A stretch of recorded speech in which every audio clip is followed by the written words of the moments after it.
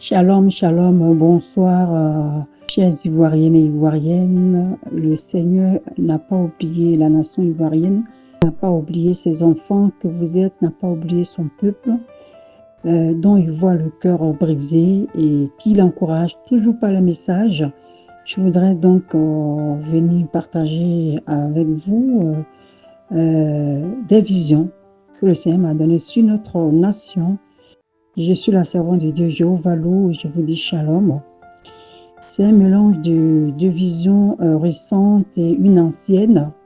Et ce message s'adresse particulièrement au parti qui est le PDCI et aussi en général aux Ivoiriens. Comme je le dis, Dieu il parle par les moyens qu'il choisit. Et ce que Dieu fait, ce qu'il montre, a toujours son élément biblique pour confirmer que c'est de Dieu. Le diable peut parler, c'est vrai. Mais le chrétien a sur sa tête le cas du salut. Quand bien même Dieu permet au diable de s'approcher, comme il a fait pour Jacob, du chrétien, c'est pour une raison, c'est pour le tester, c'est pour mettre sa foi à l'épreuve. Et le discernement que nous donne le Saint-Esprit va toujours nous permettre de discerner la voix de Dieu et la voix de l'ennemi. Ici, je dis tout ça pour dire quoi? Pour dire que la vision qui m'a été donnée donc, dans la nuit du 25 novembre au 26 novembre 2025, et le Saint-Esprit a conduit mon esprit, d'accord, à la rencontre de l'esprit du président Bédié, que nous savons déjà tous morts. Je connais la parole de Dieu, comme beaucoup de personnes ici. Et je suis une évangéliste pure et je sais que la parole de Dieu, elle ne se mélange pas. Et je sais que la parole de Dieu dit dans l'Ancien Testament qu'il ne faut pas qu'il y ait dans notre maison des personnes qui vont consulter les morts. Ça serait de la nécromancie. Et ainsi de suite, ainsi de suite. On connaît bien le cas de Samuel pour ceux qui sont chrétiens et on a vu qu'il a été dérangé dans son lieu de repos. Et la différence est que ici, c'est Dieu qui conduit. Voilà, donc la parole de Dieu en elle-même est un mystère. C'est un mystère que seul le Saint-Esprit que nous possédons depuis la résurrection de Christ nous révèle selon son bon vouloir. Amen, amen, par la grâce de son ultime sacrifice qu'il nous a fait. Amen, amen. Donc, pour ceux qui sont chrétiens, je vais énoncer quelques passages que vous puissiez lire pour que nous partons sur la base de ça. Et je dirais pour les profanes, donc pour ceux qui ne sont pas forcément chrétiens, qui ne connaissent pas la parole de Dieu, je vais faire un petit résumé pour qu'ils puissent comprendre aussi le porteur du message. Voilà, comment est-ce que ça se fait que l'esprit de personne qui est déjà décédée, l'esprit d'un vivant peut aller à la rencontre pour que Dieu sorte de cette rencontre un message qui s'adresse à une communauté, à une nation, à un peuple, à des personnes qui, eux, sont vivants. Donc, je lis les paroles, la parole du Seigneur dans ce passage que voici. Je vais faire donc un résumé bref tout à l'heure. Matthieu chapitre 17, au verset 1 et 9, nous parle de la transfiguration de Jésus-Christ. Dans cette transfiguration, les personnes qui étaient présentes étaient Élie et Moïse, qui étaient morts depuis belle lurette, je dirais, rencontraient donc leur esprit donc, dans un corps transfiguré de Christ, qui lui était vivant et qui est devenu un corps spirituel à la transfiguration. Et il y a eu 3 témoins. Il y a eu Jean, Pierre et Jacques qui étaient témoins de cela. Cela nous présageait déjà ce que nos corps allaient être, donc des corps glorieux, à la résurrection. Amen, amen. Il faut savoir que, tel que la Bible nous dit que Dieu a cette capacité, cette éminence puissante de pouvoir faire accoucher la biche de son pharaon avant son terme.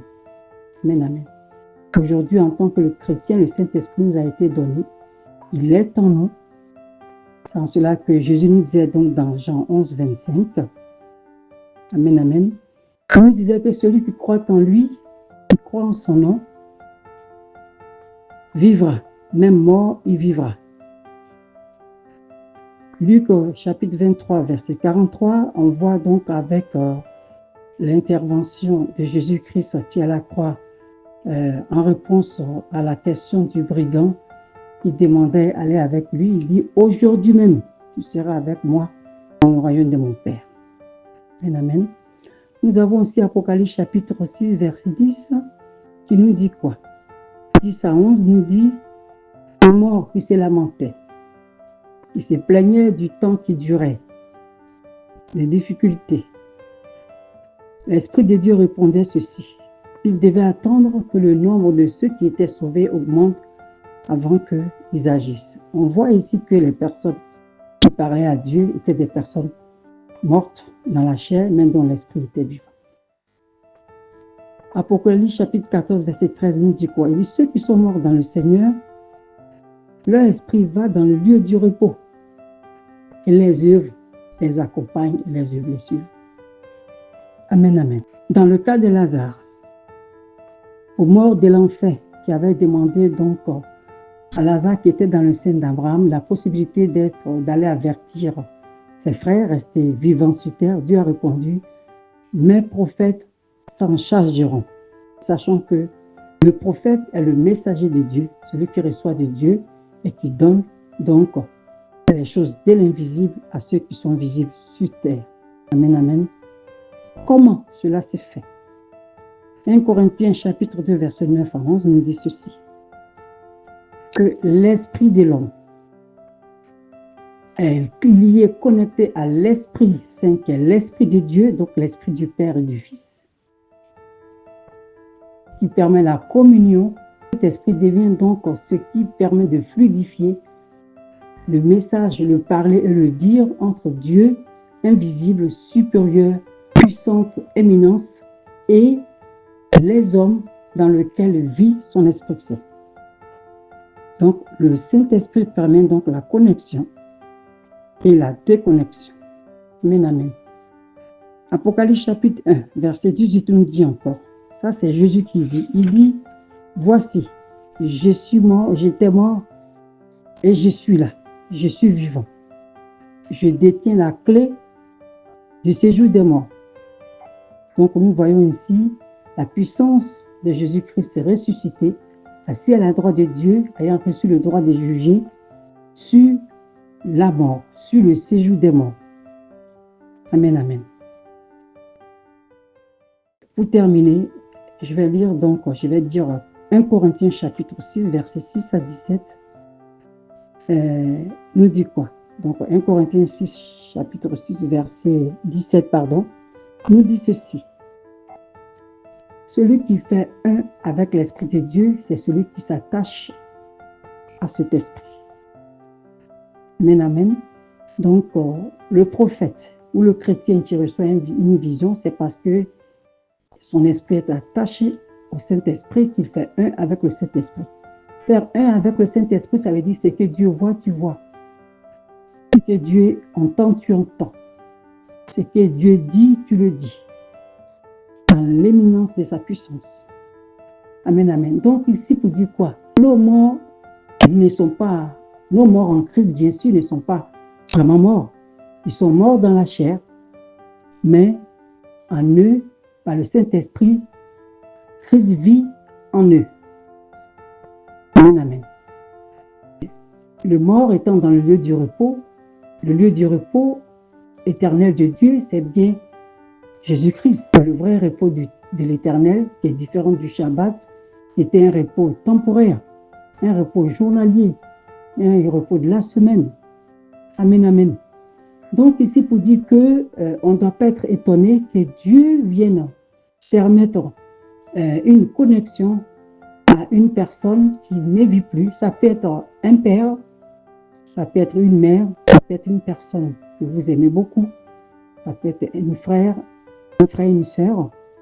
C'est pour souligner soit l'autorité, ici, donc l'autorité des présidents, ou le président de Bédier, dont le Saint-Esprit m'a conduit en esprit, sa rencontre en esprit, mort dans la chair, bien sûr, enterré, mais vivant en Jésus-Christ en esprit. Dieu va utiliser le Père, la Mère qui va venir montrer pour donc souligner une autorité, une force dans le message qu'on reçoit. Et ce que je peux dire est qu'on reçoit la paix. Ce qui est de Dieu n'est pas entaché de souffrance, ni de douleur, ni de peur. On a un sentiment de paix. On est même dans la joie de parler avec d'entendre cette personne ou de sa présence. C'est en cela qu'on sait que c'est de Dieu. Donc, je m'arrête là pour cela. Un autre jour, je vais faire un direct dessus avec tous les éléments. Et ça, c'était juste pour introduire avant que je puisse donc donner le message. Ici, qu'est-ce que j'ai vu dans cette division du 25 au 26? Dans cette vision, voilà comment l'esprit me conduit. J'ai la vision du feu président Bédier, qui est comme sur une estrade, en hauteur, et tout en bas de lui, une foule qui est en dessous, et lui, il est élevé, exactement comme étant le président du PDCI qui parle. Il était en veste, en costume, et ce qui était bizarre dans cette vision, c'est comme s'il ne voyait pas, d'accord? Mais il entendait et il sentait. Ça nous montre ici quoi? La mort dans la chair, mais vivant en esprit. Donc, moi, je m'approche de lui. Et il était présenté comme le président du PDCI RDA. Et tout le monde l'écoutait, tout le monde l'ovationait, était en accord dans sa fonction présidentielle, en fait. Il n'y a pas de discussion, tout le monde était d'accord qu'il était le président. Et je voyais que sa main droite était dans un plâtre, comme bandé, comme une main malade.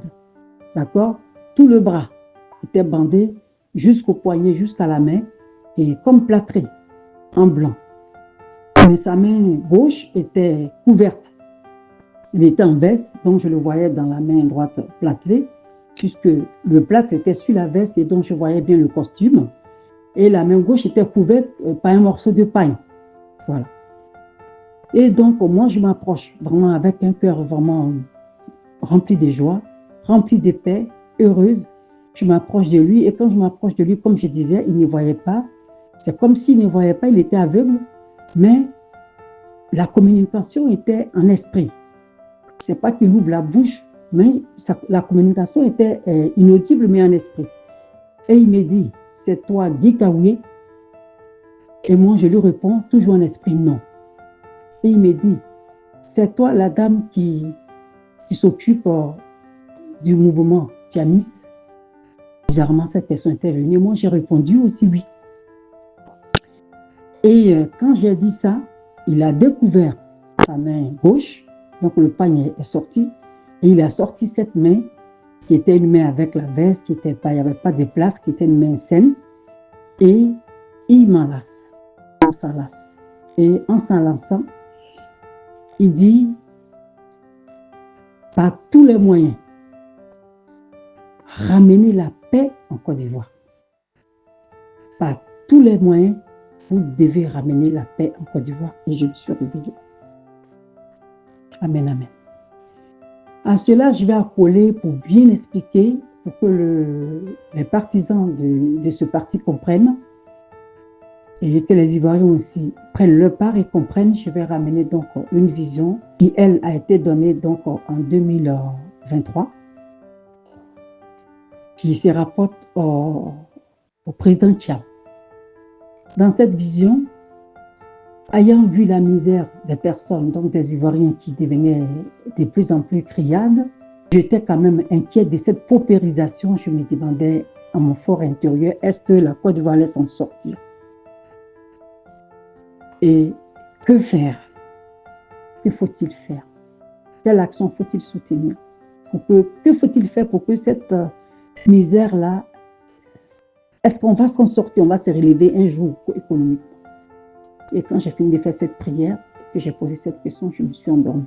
À 3 heures du matin, comme d'habitude, voilà la vision que j'ai. Il y a une voiture dans laquelle j'étais montée, comme un cas de UTB.